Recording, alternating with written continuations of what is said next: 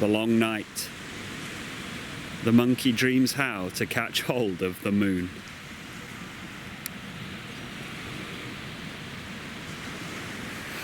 Evening team. This monkey right here is going to try and catch hold of the moon. There you go, we did it. Hey. There you go, that's that. There's that Zen riddle answered. That is my favourite Zen poem of all time. The long night, the monkey dreams how to catch hold of the moon. It is flawless. Flawless. It says it all. It really does. It really does. That is life experience in a nutshell right there. Life is the long night. Life is the long night. And all through that long night, we dream of how to catch hold of the moon. Why? Well, because it's right there. Can we not just catch hold of it? We see it right there. Why can't we just take a hold of that thing? Isn't this what I'm doing here right now? Isn't this a perfect illustration of exactly what many seekers are doing on the spiritual path? Not even seekers on the spiritual path, just life in general. People trying to be happy in life. There's the happiness. Everyone, quick. Try and grab hold of it. I mean, we can see it right there. It's so vivid and clear in the sky, is it not? You know, it's so vivid and clear. You would think we could just reach out and grab hold of the thing. But alas, we find that it is an illusion. You cannot grab hold of something that is just too far away. And what a beautiful evening this is too.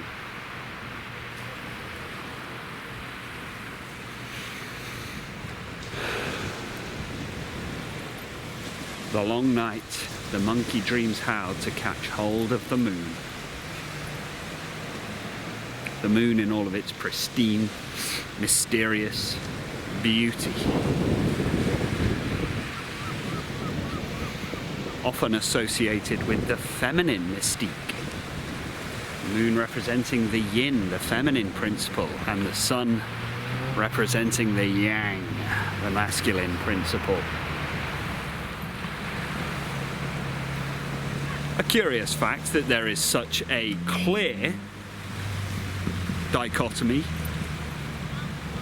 such a clear binary. The clues are in nature, team. The clues are in nature all around us. The yin and the yang, the sun and the moon, the day and the night, the hot and the cold, the light and the dark,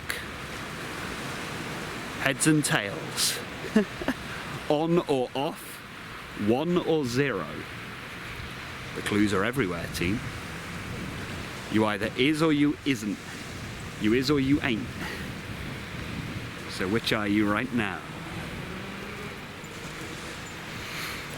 Zen practice has been described as the finger that points at the moon. And the point there is that we shouldn't get too fixated on the finger that points at the moon. We shouldn't be looking at the finger, we should be looking at the moon. So don't get too fixated on the spiritual practice. Don't be too fixated on the scripture. Don't be too fixated on the guru. Don't be too fixated on the teacher or the teaching assistant. Don't be too fixated on the YouTube video. Why do I say all of that? Well, because we got to get the juice. We have to experience what is being pointed at. We do not want to just experience the pointing. We want to experience what is being pointed at. That is crucial. Crucial.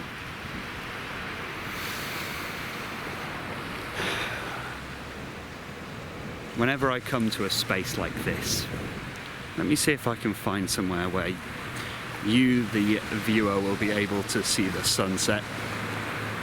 I don't mind missing it, I've seen enough. There we go. Look at that. Beautiful. Beautiful. So we do not want to get too fixated on the teacher, the teaching, the path, the practice, the scripture, whatever. Don't know what that green dot is. I'm manifesting an orb, clearly. Whenever I come to a space like this, I find it's crucially important to be incredibly honest with myself. I came here this evening with this beautiful sunset and feeling like it's going to be a very serene kind of evening. And so I began getting into my practice of becoming very present and dropping away of the ego. This is the crucial thing, to withdraw attention from the mind activity and just a total radical inclusion and acceptance of everything that is. That's what I was trying to get to. It's total serenity, and I was so blessed to find that there is this beautiful natural scene. The rays were poking through the clouds just now, you know, that like God rays kind of effect, and the moon's coming out, very serene.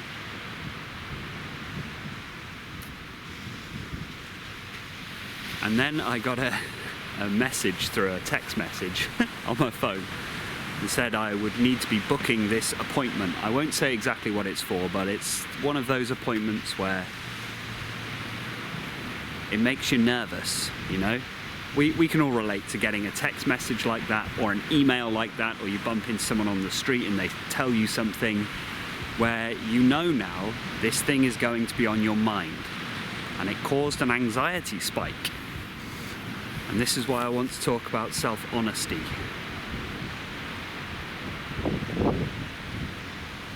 And why it's so important on the spiritual path, the path of awakening, and also the healing journey as well. We have to be so honest with ourselves. And the quote that I think sums this up perfectly is when a seeker said, "I feel as though I've awakened, but I still experience suffering." And if we're honest with ourselves, I think most of us can relate to that. But the teacher responded, "No, you are not experiencing suffering. You are suffering from your experience." And today was the first time I really understood that. And it was through this principle of self-honesty, as I was feeling serene, come into a beautiful natural surrounding, and then this message comes through, and I felt this anxiety spike. And my natural inclination is to try and meditate the anxiety spike away, to try and pretend I'm not feeling it. I tried to elevate so far above it that the anxiety spike was no longer there. I go into a kind of spiritual, psychological tailspin. I'm just being honest. I try to be as honest and authentic as I can, and I don't want to try and claim that I've transcended humanity or anything like that. I've just had a lot of experience and learnt a lot of things, and I like to share that. So I'm not trying to place myself as any kind of enlightened guru or anything like that, but I've just come so far in this journey, I feel like it's my duty to share some of what I've learned, because it helps me so much. Because many years ago, a text message like that may have sent me totally into a psychological anxiety attack, and I'd have probably gone home or been in a panic attack or something like that. So here's the Zen in the field, the practical application of this meditation. Because I noticed that my inclination was to try and run away from the anxiety, was to try and pretend it wasn't happening. And then I became very frustrated. I felt frustrated and disappointed, because I kind of get this sense that I should be above this by now.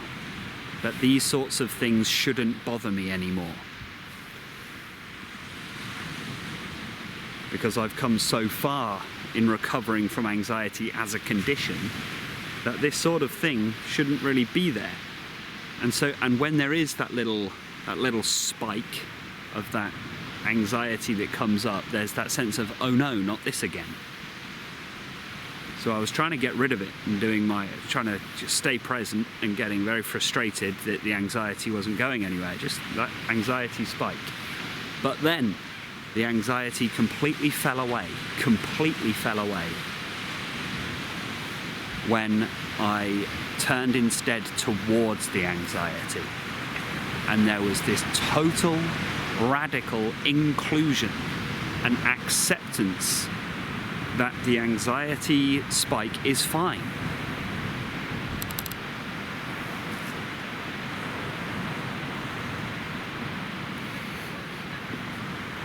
I mean, if you suffer with these sorts of anxiety spikes or stress spikes or whatever your psychological discomfort is, if you have any of that, when they arise, what if you can just go fully into the moment, but not in an attempt to get rid of it, but actually as a gentle exploration and a gentle inquiry into, so what does this actually feel like when it's here?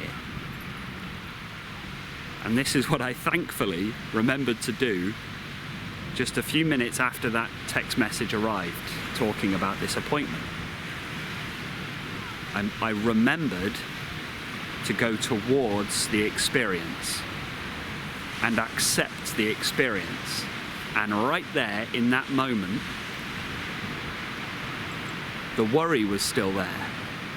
My heart was still beating, there was still a tension in the body. There's like an energy, an uncomfortable kind of high energy, but that's all it is. If I don't apply any narrative or story to it, so all of that about I should be above this, this shouldn't be happening, I've recovered from this, or oh no, this is happening again, or oh, this is going to set me back. If I apply any of that narrative to the felt bodily experience, the sensation of anxiety, that's when the suffering begins. So if you attach the story to the sensation, that's the suffering. That is where you suffer your experience. And we misinterpret that to feel as though we are experiencing suffering. And this distinction, you would think that's just semantics, but it's not. It's crucially important to understand the distinction there. Because in that total acceptance, that radical inclusion of what was going on, although whatever it was, whatever anxiety actually is, the heart beating, slight bit of sweat on the brow, slightly tense in the body, and that kind of nervousness, and in terms of the cognition, just thoughts get a little bit spiky, a little bit frantic. But that is neutralized in the moment, in the present, just through that total, okay, this too, this is fine. And a knowing that this will pass, and a knowing that anxiety is always a liar. Anxiety is always that one friend who over-exaggerates absolutely everything. But it was crucial not to engage with the cognition. It was crucial not to engage with going up into the mind and trying to go into the narrative of where everything's going to go and what this is, what that is. There's no narrative, no egoic projections, just leaving all that aside and instead just accepting the feeling as it is in the moment. And when that was there, ironically, that's when the anxiety spike completely passed and fell away.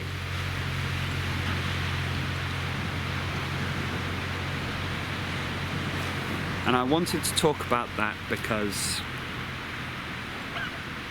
when we come to natural spaces like this, as I was doing, It's important when we sit down in that meditation to just be honest with ourselves. If you're not at peace, you're not at peace. That's okay.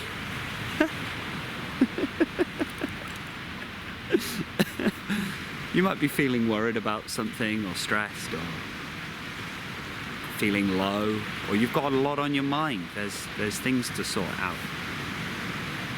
The very first thing that you have to do is sit and just accept what already is, just a knowing of what you have come into the meditation with, and not trying to pretend that, oh, now I'm in meditation, so now I'm somewhere else. All these earthly, worldly things don't bother me anymore. It doesn't work like that. The real peace of this, the true inner peace, and this was the inner peace that for me then became unshakable, the inner peace that is now unchangeable, is from the ability to really understand that no matter what is going on in the experience, all can be accepted.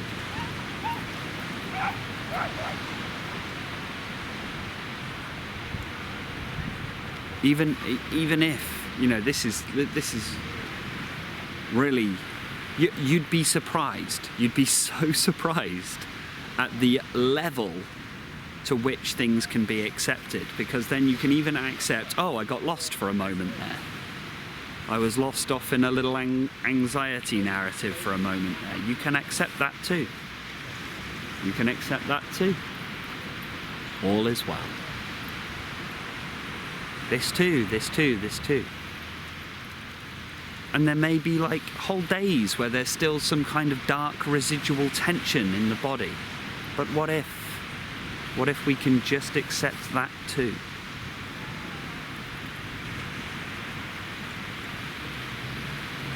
Because the awareness itself, the awareness of these feelings, is always at peace. Which isn't to say that you're always jumping up and down for joy and running around as light and love and all of that. Sometimes you're not, and that's okay. We can let all that go as well, you know. You don't need...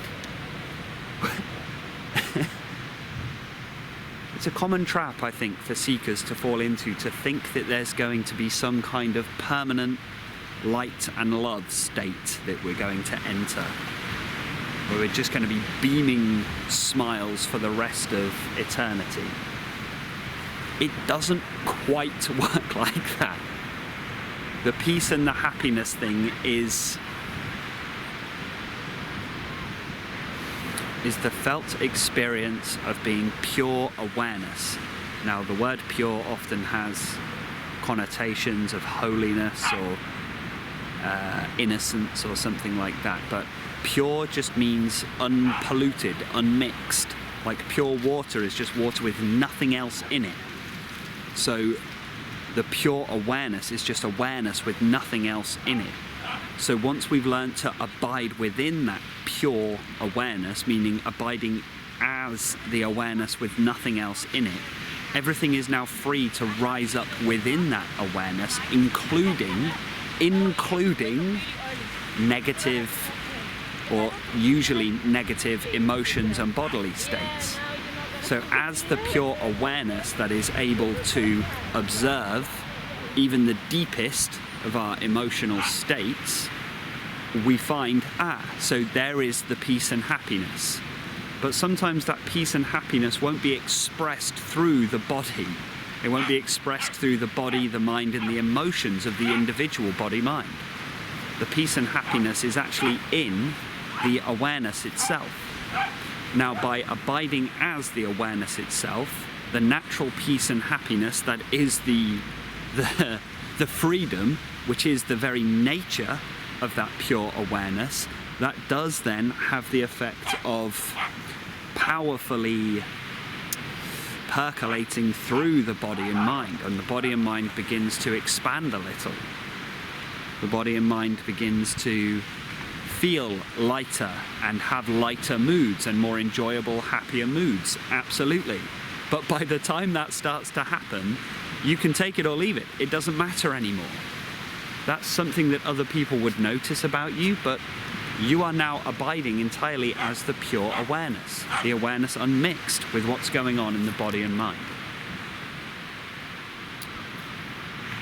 So that little anxiety spike there was actually a powerful gateway into that awareness, but only once I'd remembered myself, once I'd remembered my being.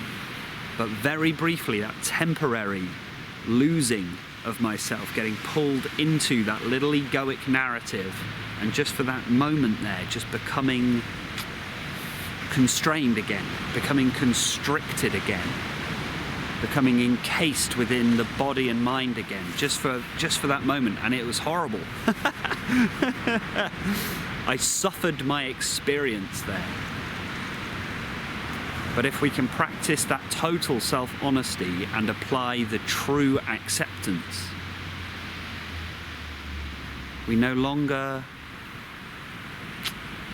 experience suffering. We recognize that what actually happens is we have the experience. And I mean, in that case, it was my resistance to the emotion that was causing the suffering. But the emotion itself was not suffering. Pain is not suffering, and pleasure is not happiness. That is an important point. Pain is not suffering, and pleasure is not happiness.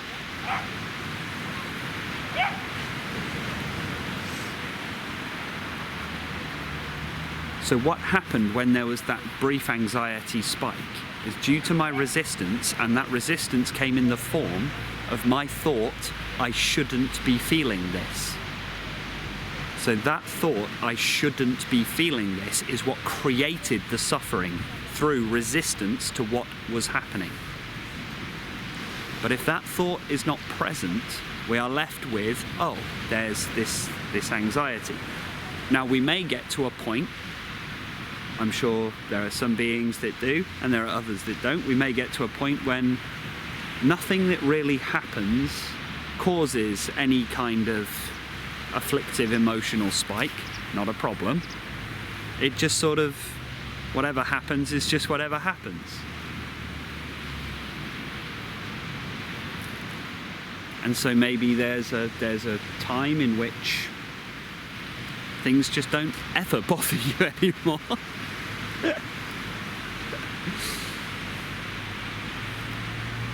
Yeah. Or maybe that's not quite the point. Maybe the point is we come to that total understanding of your true position as the pure conscious awareness that is aware of the entirety of your life experience, moment to moment to moment. And by abiding in that position, you come to recognize that even the observation that you have become lost is still seen from the place of peace, no matter what happens. Internal or external, it doesn't matter.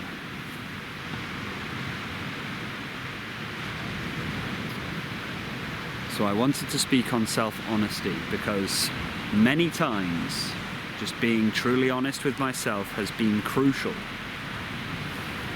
to transmute whatever's going on into peace.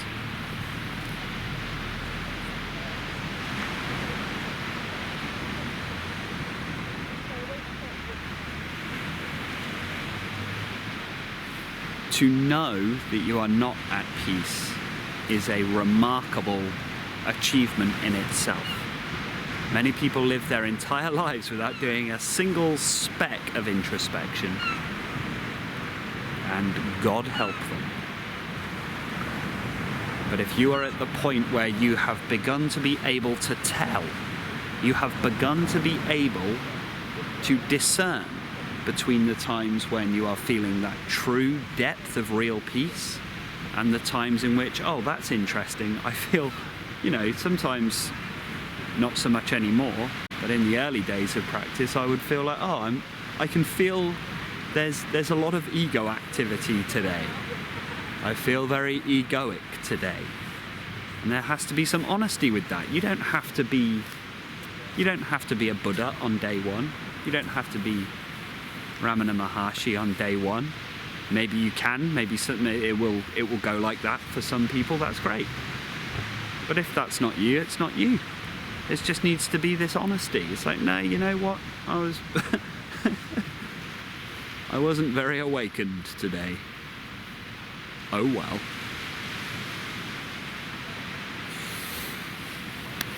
That's what I wanted to speak on this evening. Thank you for listening to. Let me see if I can finish with another shot of this beautiful, beautiful moon.